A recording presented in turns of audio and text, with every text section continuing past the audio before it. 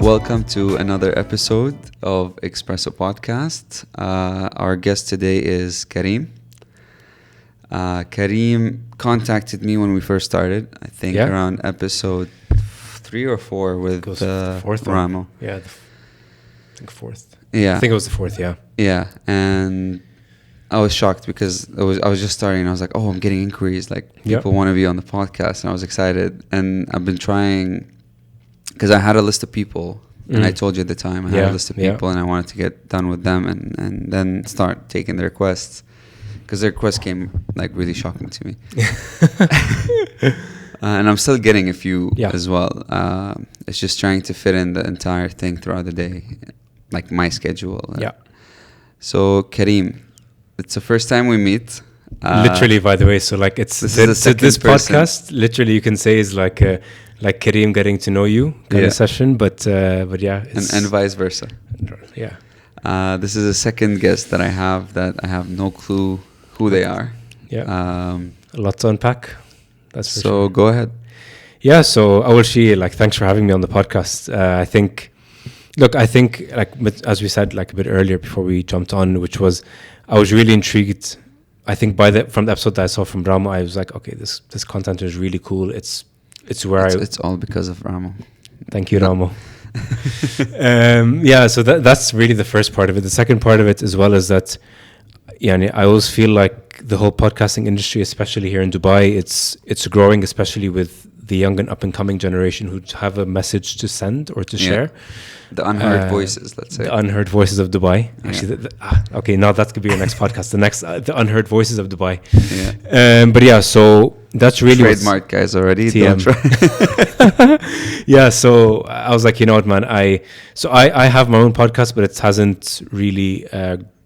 It's a very interesting one, by the way. Very interesting one. It hasn't taken off quite well because it's been very on and off with work and stuff, so I haven't really had the time to do it. But whenever I get the chance to meet new people and talk about myself, not that I prove highly or I think of myself so highly, but I always feel like there is something unique about me that I do want to send out to the world, and I think we have a lot in common. Yeah. From what I've learned about you in the past hour. From what I told you, So we had a full conversation for the past hour while we set up all of this. The topic you actually mentioned is something. Exactly. Yeah. There's a lot of branches of this topic. 100%. The older generations have disregarded this topic because I don't know. I think it's just the previous generation had the impression or they imprinted their values and ideas as well on their kids, but our generation of parents could not do that with us. No. And that's where everything is getting unearthed, basically. And a lot of new ways of thinking is actually coming up now. Yeah, we're becoming as well more aware of things that they weren't at the time. 100%. I think their life was more, and I've spoken about this before, and there's nothing about them to blame, let's say. 100%. I think I mentioned it with Ramo. It's just the way they were brought up. Most of our parents were not expats at the time. Yep. They lived in their country. That's how their country's been running for decades, centuries, But when you move into a country that's like Dubai, you're bound to expand your knowledge, expand your way of thinking. So the topic today is, I'll add drum rolls in post. For you, it's specific, but I think I want to make it more general, which is mental health. No pressure. This is how taboo it is. Really? Mental health in the Arab world. Yeah. Your topic is more about Arabs' mental health, which is also another topic that nobody looks at or people are oblivious to it. 100%. I think. I mean, as you mentioned, I think for the longest time, our parents lived a certain way in which it was. I think it was suitable. It was comfortable. Suitable, and at the time, that was the norm. I think now, we're a lot more curious than I think than how our parents were at the time, where before I feel like things were a bit more transactional. They were a bit more, you know, basically you had to protect yourself a lot. You had to cover yourself a lot to basically not show people a lot of emotion or show people a lot of things. And I think this is the big difference now, is that today you have a very big group of young people, and even people who are in like their mid-30s and 40s, who are much more open, and they're a lot more curious about this part of themselves, in which they feel like, you know what, it's good if we show emotion. It's good if we show that we're actually more human. Because if you look at really how we've grown up to be, or if you think about any bad or negative memory you might have, you wouldn't know how to make sense of it. Realistically, you would even maybe even up until high school, you would take it in, but you wouldn't do anything about it. You wouldn't know how to categorize it, how to frame it. And I mentioned that, by the way. Exactly. Like the past hour, I was telling you, for example, the ADHD thing, it never occurred to me until I was seeing more and more things, and I was becoming more aware of it. And I started tracing back things in my life. And the way we were brought up just made our brain go like, okay, maybe our parents are right. Maybe I'm this characteristic that they're putting on me, you know? You're just a hyper kid. That's it. You just don't like studying. You don't pay attention enough to you're rebellious. Exactly, And then now I'm just looking back and I'm like, damn, all these things made sense. Like they make sense now. Yeah. And that's the thing. I mean, so I also have ADHD. So I relate to what a lot of what he's you're saying. more on the diagnosed side. I'm still in the process. But I mean, look, the thing is, but I feel like he could have diagnosed me from. Honestly, I did, but I didn't want to tell you. I was like, I don't want to be this guy who comes in and like judges people. It's like, you have ADHD. I'm not a. I'm not a like licensed person. I don't have. No, like, but thing. But you know, they say. It takes one to know one, you know. Exactly, So I have a general idea, but Akid, everyone, you know, shows. I called it before. I mentioned it before. You may see or think that you have the symptoms, but you're just on a different spectrum. 100%. 100%. And I thing is, what I hear a lot these days is a lot of people say, you know what, I have ADHD, and the first thing I ask them is like, but are you diagnosed? A lot of people say, no, I'm not. I'm like, okay, but how do you know that you have ADHD? And the thing is, what we've realized during COVID, and even maybe just before COVID, is on the internet, whenever you read, for example, you say, I'm feeling very distracted, or I can't sit down, or I can't focus. Popping up more and they tell you ADHD directly, but a lot of times it's just either you're not motivated or you're not. You're just it could be in that moment. That's it. And the thing is as well, I think this is why it's always so important to actually get professional support. Exactly, because at the end of the day, they're able to actually guide you. As to even by the way, with ADHD, there's a wide spectrum. It's not just one. There's a whole variation as to how it can look for different people. And I think and the idea of ADHD really, to me, links back to what we're talking about with family and the way our parents were brought up. Because I think for a lot of parents, it's a bit of a taboo. It's like, my son or daughter is perfectly fine. They're perfectly fine. Although in the back of your mind, you know that they're thinking like, oh, this like my son's he's an idiot. Like he not the smartest, whatever. He doesn't do very well. But I think with time, they're becoming a lot more aware, because we're putting in all of these different efforts to actually educate them again. Educate them, because again, nothing is perfect in life. I truly believe this. You know, and it's time that people see that. I don't mean to be negative, but you know, a lot of times we need to also remember the fact that we are human as well. We also have our own conditions, and that's normal. That's what makes us who we are. We can't all be robotic and the same. I think this is where the new generation calls it being woke culture. It's what it started in America at first, and then it's grown here. But like a lot of families would just jump to like, no, my kid is fine. There's no reason to assume these things. But as I mentioned before we started this, I told you I was going through an exam, and I think this was brought up as well the other day on one of the episodes, or maybe behind the scenes, I can't remember. And I was telling the guest, I was like, guys, like legit, it's not about not liking studying. If the topic is interesting, I will read through it. 100%. But if it's not getting through, I will start like my vision turns blurry. Yeah. And in school, what was that like? What was that class or that, No, so the exam was related to my actual job, like my day job, which is a dentist. It was basically upgrading my license, and it's a good thing for me, 100%. It's something that will benefit me in the future now, or even like far future. It's fine. Yeah. But it's just my brain cannot make the space. Yeah. So I would get calls from my mom, and she's like following up, and she's like, "Oh, so how's the studying going? Are you studying right now?" Da da da da. I'm like, "Not really. I'm just taking a short break." And she's like, "What's the short break? Like you're just chilling around?" I'm like, "No, I'm just preparing yeast to make focaccia, which is like an Italian type of bread." And she's like, "Okay." It's like, and then we sat together a few times where like we're revising questions and stuff, and she goes like, and I can't sit straight for like a good, because she goes like, "Okay, let's sit for 2 hours, like this is a time." And I'm like, this was torture for me, man. That was torture. Like in school I could never sit for and then I was like, "Listen, I need to tell you something." And she's like, "What is it?" And I'm like, "This is something that I might have. You as my mother, knowing me my entire life, you can look back at the events, at everything that has happened throughout my life. You always found me rebellious. You always found me going against everything you said. But there might be a reason behind all of that." Simple tasks. So I grew up in Canada for some of my life, where I would have to do some government documents. And I would do them, and then I have to send them to my dad, so he proofreads and then sends it again.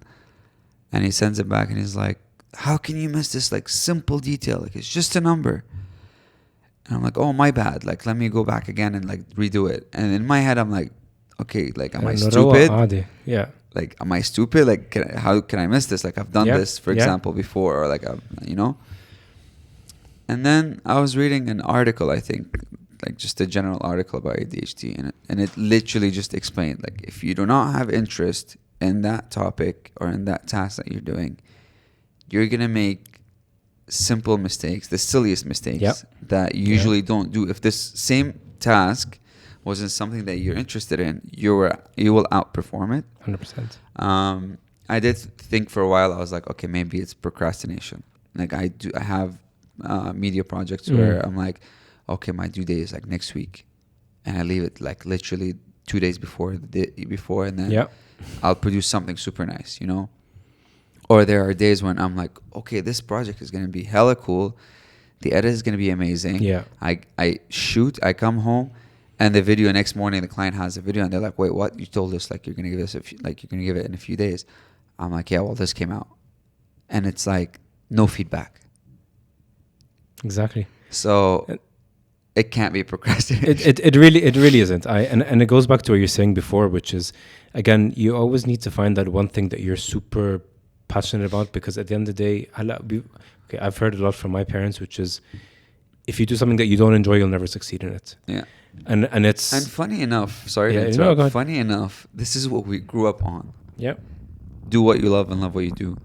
Ma, I think you've had an interesting life, which I think, for maybe, okay, you, and I think along with a lot of other people, which is the idea of once you want to get into university, your degree is either, even if you don't like it, it's either engineer, doctor, what was it? Engineer, doctor. That's it. Maybe a lawyer. Lawyer. Yeah. But I luckily depends on the demographic. Exactly, but lucky enough, it worked out well for you. I mean, you're doing something that you like, and especially now with your side hobby, that clearly it's going pretty well. So, no, that's awesome. But I think there's one thing that I did want to Your parents were saying, that if you're not going to do something that you love, you're not going to do it. And the thing is, I've realized this specific point in a few points in my life. In things like sports, in things like the problem is that it happens in very short bursts. So I feel it for like a good 4 weeks, and then it dies out, and then it comes back after a time. But that's okay. Things like sports, things like creating, my own posts, my own content, my own whatever it is. I just find a lot of passion in it for a short period of time, and then I take a break. Yeah. Then you just start projects and yeah. Start, stop.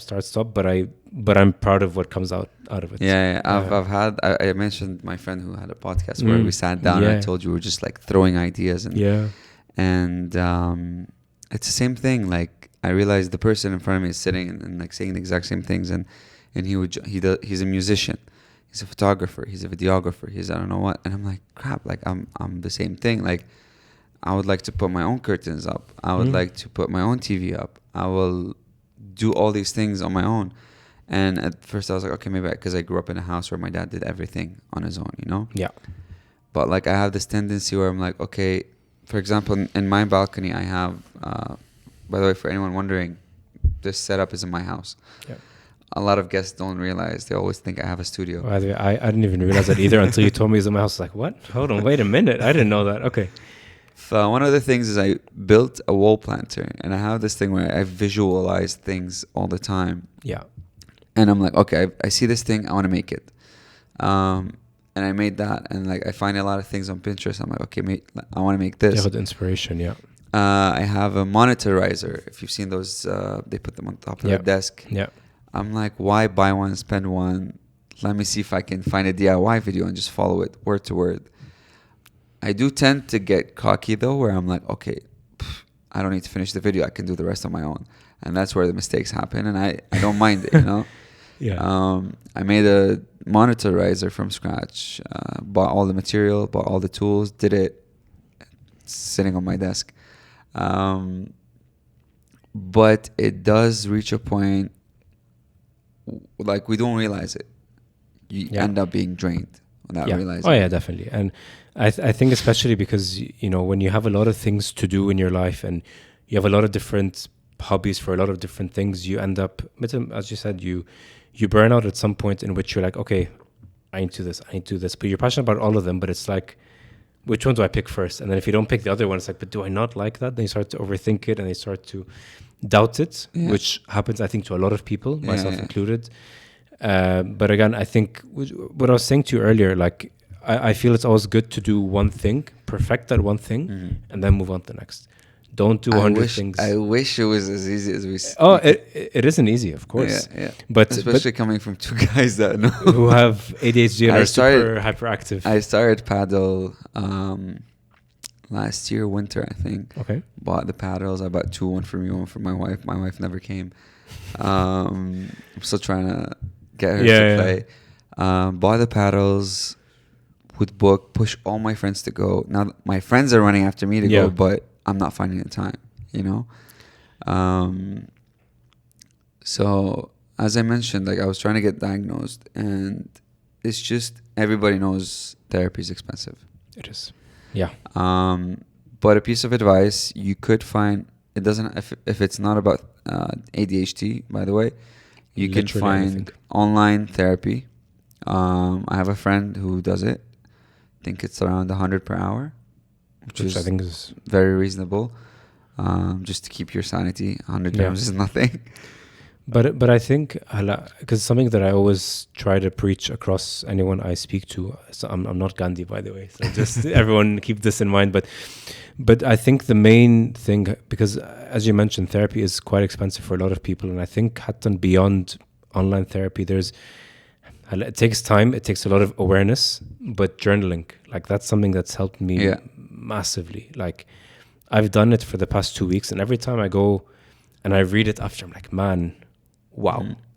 Like there's a lot happening in here and a lot of feelings in here and it's coming out in the wrong ways. And a lot of times I'd be, you know, for example, like if I had a small situation at work, it would be on my mind for like four days out of the 5. Think about it, and it affects how I'm dealing with things, how I talk to people exactly.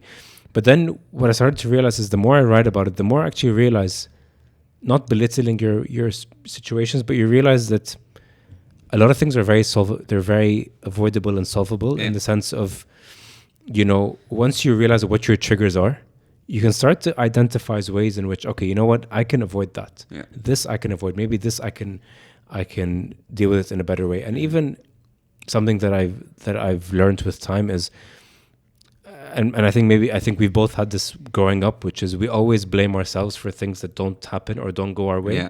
It's like where did I do wrong? You start what did I do wrong? Back when you steps. compare yourself to others, you're like, oh, but they're doing that, but I'm doing. Yeah. Another thing is try talking to people about it. Like try to establish, a very open, a safe space, let's say a safe friend. A safe friend, or even with people around you, even people who I don't know. Yeah.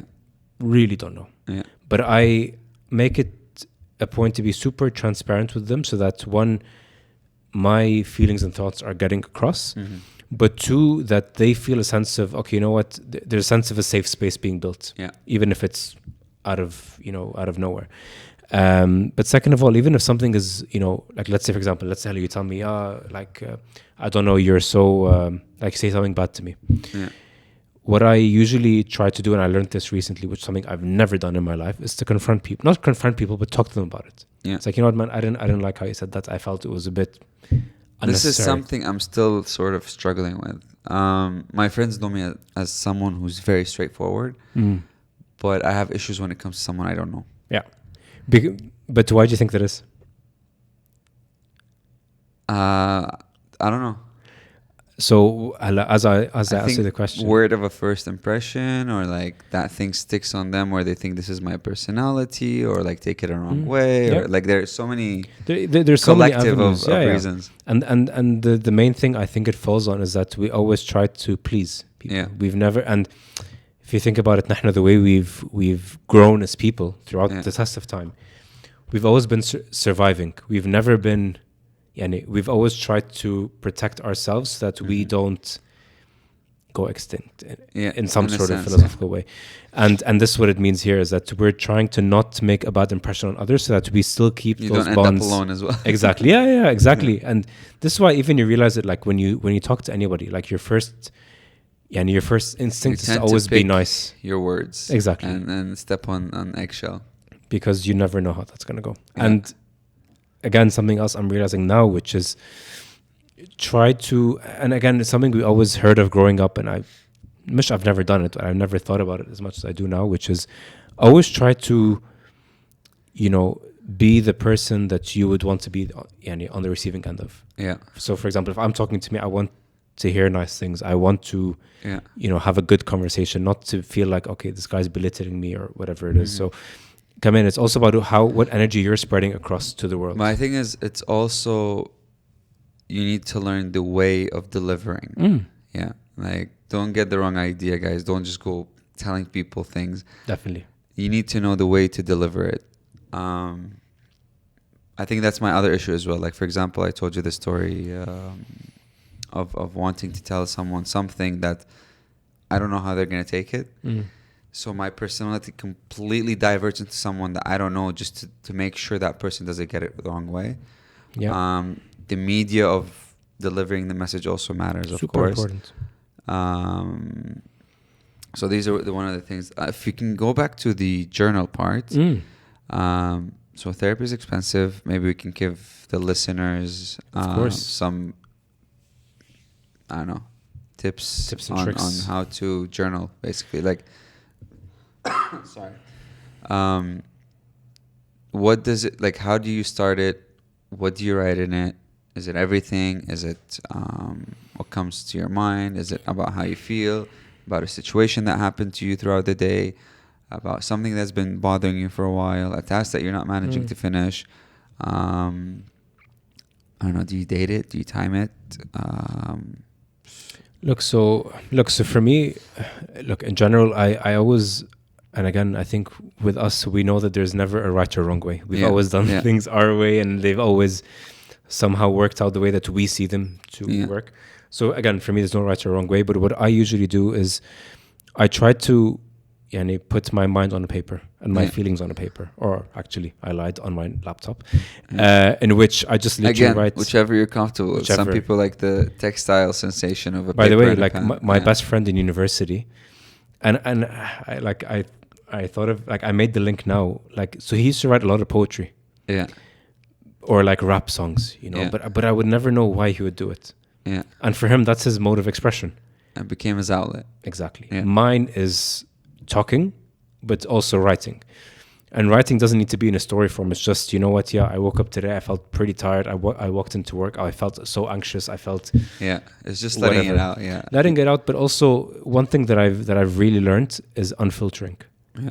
Yeah, and I just write whatever it is. Yeah, there's no one to please. There's no one to because take care of it. Emotions. Then it's what you're feeling. And these feelings are true and they're normal to have. So, but I always think about it. You know, when you start to comment on or judging actually what you're writing, you're sort of putting your feelings and thoughts aside. You're like, you know what, that's not important. No, but that is important.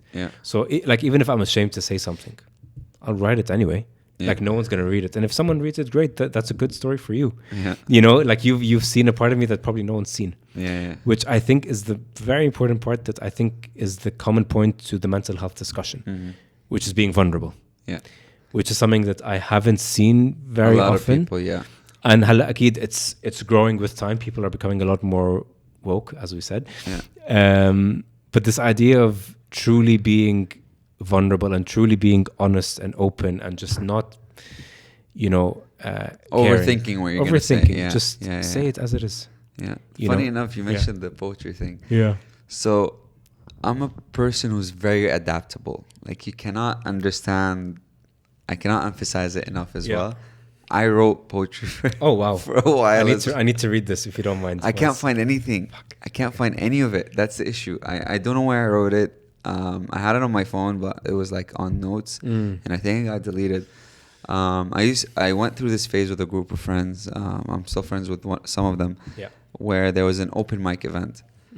So I kept attending, and I'm like watching, and some of them are very big now. Like some of them are rappers, some of them are still poets, and they're growing. But I just felt like I want to go through that, and I want to try it. And I wrote, I think, 3 to 4 pieces. Okay. One of them was really good. That was about myself. Okay. And it felt really good to stand in front of a crowd, just let it out, a few of them were about like relationships and like past relationships and these kind of things. But the one about me was very, like, it hit home, let's say. So I'm just remembering now, like, I was like, oh, damn, I wrote for a while as well. But then some time passed and I tried to get back into it. No. It's gone. It wasn't the same. And by the way, actually, funnily enough, so Anna, in my last like year or so in university, so I tried to follow that similar path in which I write my poetry, I write a bit of rap, and I used to love it, but anytime didn't fit. Yeah, like anytime I try, I'm like, no, I can't. And what I've realized is that I was trying to fit myself in a medium that probably just I don't fit in. I tried to force fit something that I just don't feel super passionate I think about. that's another branch of what I mentioned earlier, where I want to know and try everything. Yeah. Because, for example, let's give an example. Like my friend, I told you, the guy with the podcast, Chris. He's a musician, again, photographer, videographer, and I have the tendency to want to know how this person feels doing these things. And I used to play the guitar back in high school because I had a guitar class, and kept the guitar for a while. Then I stopped, and then now I'm like, okay, I want to pick up on something and be consistent with it. Maybe I should go buy a set of electric guitar. I think you should. I think this is your calling. And my wife was like, no, stop. It's going to be like noise pollution in the house. No. She's like, no, you need to like finish things first and then jump into other things. But I'm constantly thinking of other things. Like I bought a Super Mac Studio and I was like, oh, maybe I should learn 3D rendering. I started with it. Kind of got blocked off because my brain was just not in that place where I'm focusing, and I'm like, okay, I'll do it some other time. But the whole thing goes back to me wanting to know what this person's life is like. This is, again, mentioning it again from another episode. As I told you, I think I subconsciously started this to realize how people go throughout their life. Yeah. And it's going well. No, and by the way, like as we said, like to me, podcasting really is two people getting to know each other, and it's being filmed in a cool setup. But I think what you're doing is quite interesting because you're, you know, I mean, look, you seem to be a very curious guy, so that's always good. And again, I think everyone has their own means of doing things. Yours is in podcasting, which is how you want to get to know people. Some people do it by going, I don't know, to the gym and literally talking to people, or people, I don't know, write and then they release and see how people react. Yours is very interesting, which is growing a lot over here. But there's actually one thing that it's been on my mind since the minute I walked in the doors, and I was like, I need to ask this question. So, okay, so Hala, you're an Arab man. Yeah.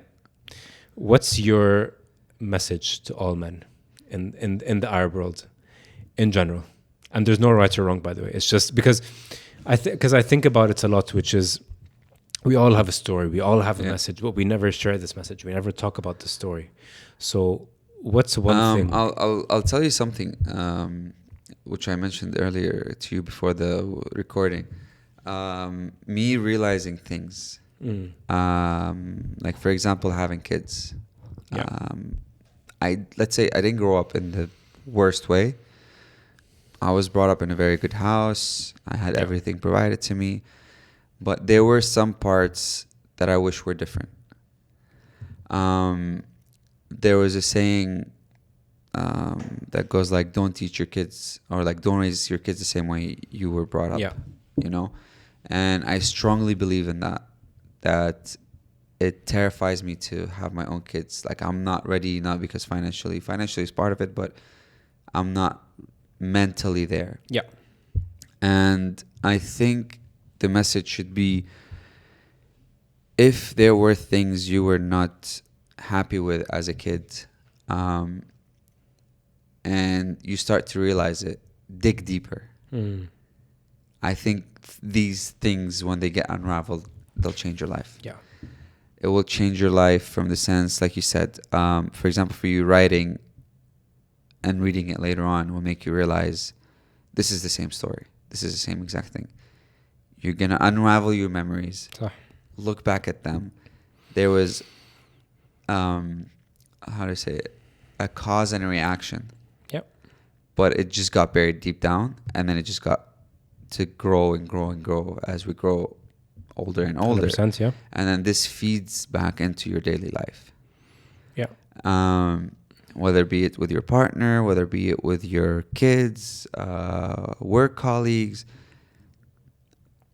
I think work on what I'm going to call them now knots. Unravel these knots of your childhood. Unravel these knots of things that you grew up with, you know? Yeah.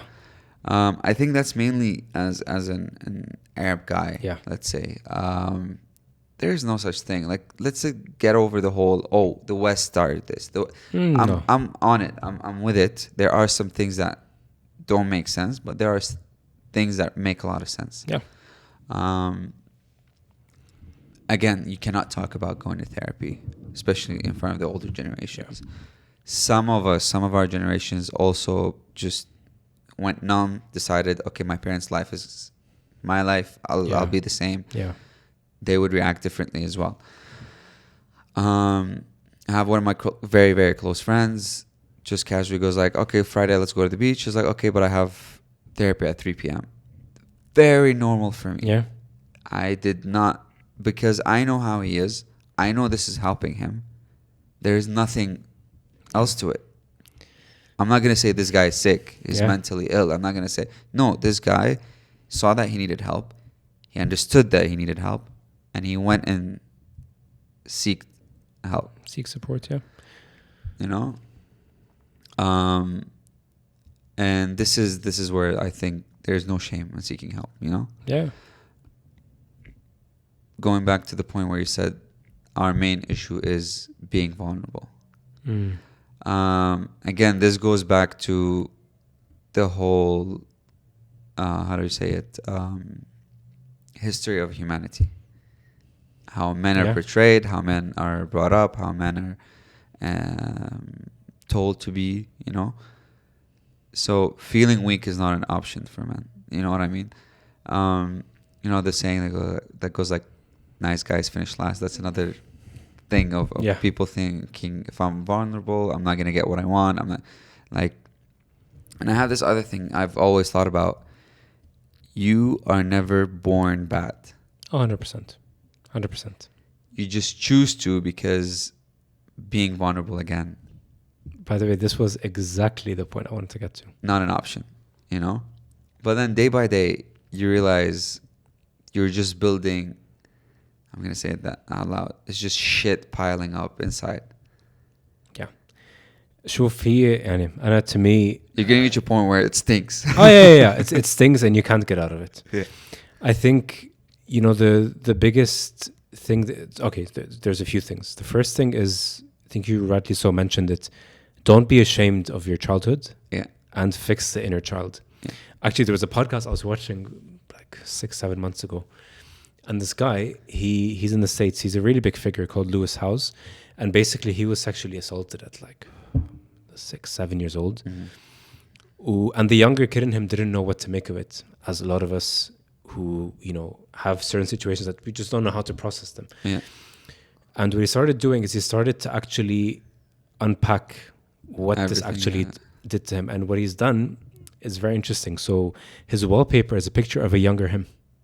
So every time he looks at it, he looks at it as, I'm looking down at my younger self who didn't know what to do. He was vulnerable, but he didn't know, but he figured it out. Yeah. And this to me is the most empowering thing in the world, because when you realize that, you know what, I've lived X amount of years and I've had a lot of stuff happening, but you know what, I've made through it. Yeah. You know, and this to me is the first important part. The second one is shit. No, it was anyways, I'll remember it. Yeah, but I think the first step is recognizing. Yeah. And being aware of the situation. Yeah. And that's that sentence, I kept hearing it from a lot of people every time I bring up how I was brought up and how, let's say, my dad did things with me, or not did things with me, like yeah, like it's like certain situations. How I was dealt with in specific situations, whether it being my studies, my way of doing things. Like I smoked at an early age, like the way he dealt with it and stuff, these kind of things. I don't smoke anymore, guys. Smoking is bad.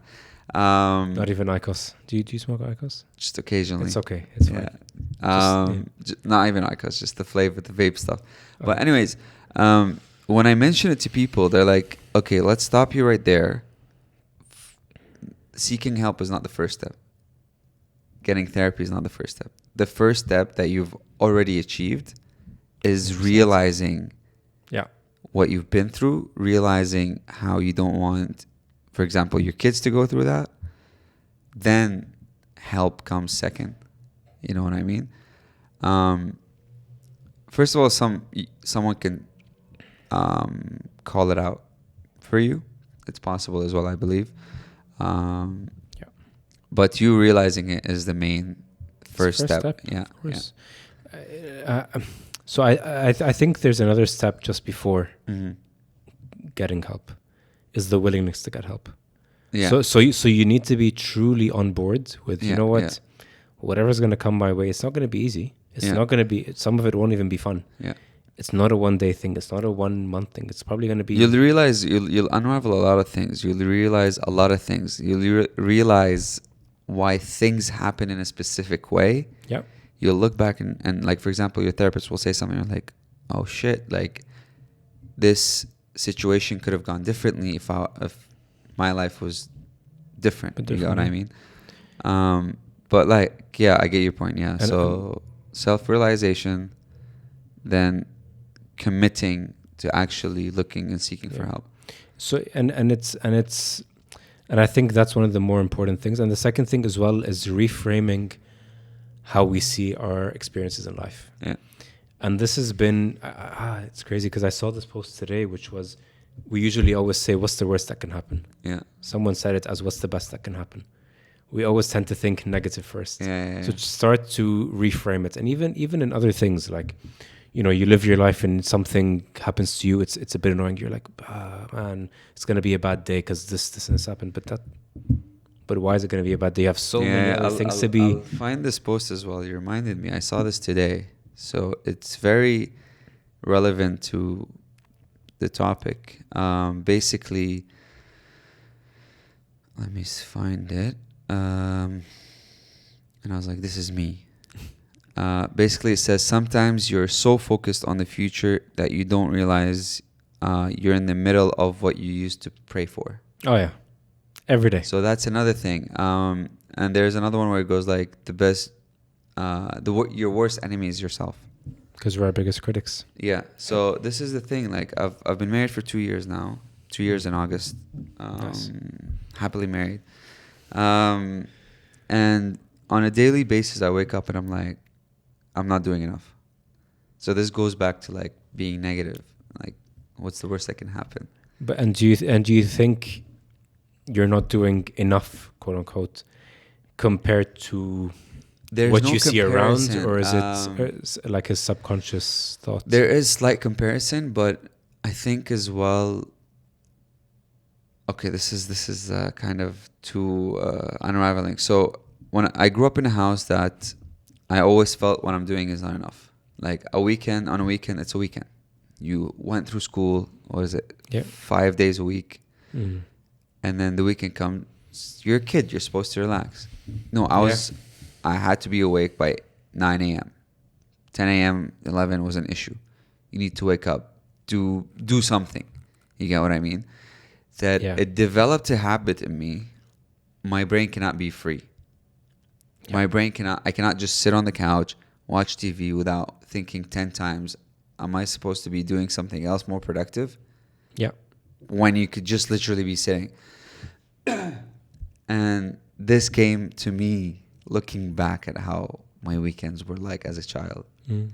So I think as well, me thinking I'm not doing enough throughout my life, but like, you've come to my house. Mm. You just met me.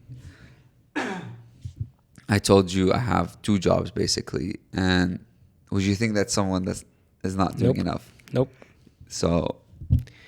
Yeah. Look, and again, I think there's a very big part of it. I think the first thing is what we see around us, like on social media, man. You open it every day. It's like a kid who's 15 made $20 million doing something. And then he has a side hustle, and then he's selling shoes, but then he's also creating his own line.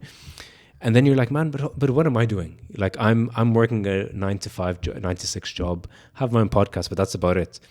And it makes you question your own worth and your own value, which doesn't always help. Especially, Kamena, when you look back at as well, like how a lot of people, or how people grew up, which is, you know, you're always expected to hustle. You're always expected to be the provider. You're not allowed to sit down. You're not allowed to do this. But sometimes, you know, it's good to, and it's very easy to say it because, you know, in hindsight, everything is easier, but it's always good to remember that, you know what, it's okay if I sit down and I relax. It's okay if I want to have some time off because I need it. I deserve it. And it goes back to, again, this whole idea of positive reinforcement, you know? Yeah. And even if you are resting, that's fine. What's going to happen? Yeah. Like the world doesn't end because you've sat down. Yeah. But yeah, I mean, even for me as a kid, like I was a bit of the opposite. So I would always wake up early, but I'd do nothing. Like my parents would tell me like, oh yeah, you should go and play basketball. You should go and do music. You should go and do martial arts. I'm like, man, I don't want to. Like I was the opposite. Now I'm wishing like my parents did that. You know, I was totally against it. I was really against it. I mean, I used to do it because I had to, but looking back, I hated it. And the thing is as well, like, because I was talking about this in therapy a couple of weeks ago, which is this idea of I've never done what I actually wanted to do. I've always been so inclined to just do what people want me to do because I don't want to make them sad. Pleaser. But reality is I ended up hurting myself in some sort of way. And some of these traits still follow me till today. Mm-hmm. It's a good and bad thing. I don't know. Actually, it's not good or bad. We're figuring it out. Yeah. But yeah. Again, I think people need to get out of the whole black and white thing. Yeah. Because life is never black or white. It's really a big gray area. Because my great day might be your okay day. Yeah, exactly. You know. Yeah. So to conclude, I think. So we asked this to everybody. You put me on the spot, by the way, with that question. I had to. That's the first. I don't want to belittle any of my previous guests, but that was first time I get put on the spot, and it was really good. Yeah, I appreciate it. We usually ask our guests, what's your most unpopular opinion? Most unpopular opinion? Yeah. Oof. Where it makes you stand out. Something you would say and you know people would be like, I mean, your entire topic, literally like everything I preach and I try to practice, which people don't reject it. It's just it hasn't spread as much as we want it to. So that's taking a bit of time. Actually, I'm going to look in the camera for this one. I'll move this. Men, it's really okay to cry. It's really okay to call up your best friend, guy or girl, whoever it may be, and tell them how you're really feeling. It's all normal. It's all fine. If you do feel a bit vulnerable for one time, nothing bad is going to happen. It makes you more human. I really think that's it. And actually, I had one, but it's not very unpopular. But anyways. Go for it. Oh, no, it's very super unrelated. Go for it. Pineapples don't go on pizza. I don't know why. That was the first thought. I think that's where we're going to end the episode because no, okay. There's a whole... you can just remove this part of the podcast. I'm halfway there on that topic. Okay. I've tried it. It's not bad. It's not good. Yeah. Again, it's a very great area. But yes, thank you so much for... Man, thank you, honestly. Getting in touch and showing up. We were supposed to record last week, but unfortunate events. I keep forgetting. Thank you so much for showing up. Man, my pleasure. Thanks for having me. Hopefully, and so we'll have you again for sure. For sure. More than happy. Or you'll have me. Me having you is a given. So this is for sure. You having me again, that's a thing we'll need to see with your plans and schedules and stuff, and we'll figure it out. Thank you guys for tuning in. Thank you so much. See you next episode.